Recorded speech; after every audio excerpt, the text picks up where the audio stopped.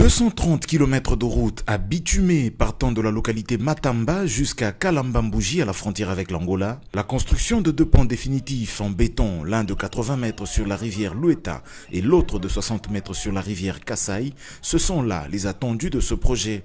Lors de cette cérémonie de relance des travaux de construction de la route Kananga-Kalambambouji, qui a vécu à la localité Matamba ce 3 juillet, Joseph Moïse Kamboulou, gouverneur de province, a dit la bienvenue à l'assistance tout en rappelant les espoirs placés par la population en ce projet qui est d'une importance économique avérée. Les détails du projet ont été donnés par le maître d'ouvrage délégué du ministère des Infrastructures et Travaux Publics.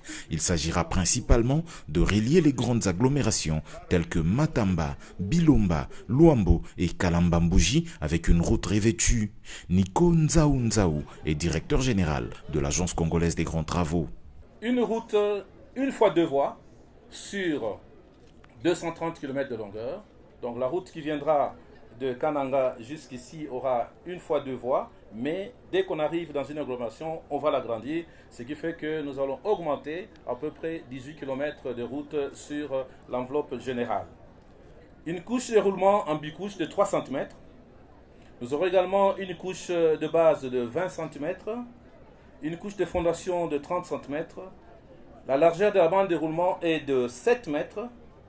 Accotement 1 mètre de chaque côté dans la traversée de race campagne, 1,5 mètre de chaque côté dans la traversée de grandes agglomérations, Matamba, Bilomba, Luamba et Kalambambouji.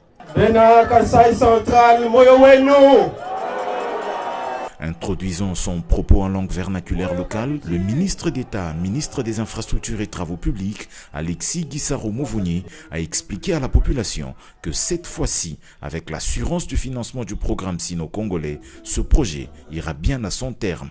Nzela oyo ya Kananga Kalambambouji ndenge nalobaki ezali route ya salut, ezali route ya espoir, ezali route ko fungola bino ba possibilité ebele bandeko, ezali nzela eko permettre bino awa na kati ya Kasai Central boleka ti na Angola, boke na Angola ti na port ya Luanda, ti na port ya Lobito, comme ça boke na récupérer ma marchandise na bino kuna. Ces travaux seront exécutés par l'entreprise Cisco SA avec son sous-traitant Sino Hydro pour 300 millions de dollars américains sur 3 ans sous l'encadrement de l'Agence congolaise des grands travaux qui souhaite boucler le projet en moins de temps qu'est prévu mais avec la qualité requise comme ce fut le cas avec la route Nzolana à Kinshasa.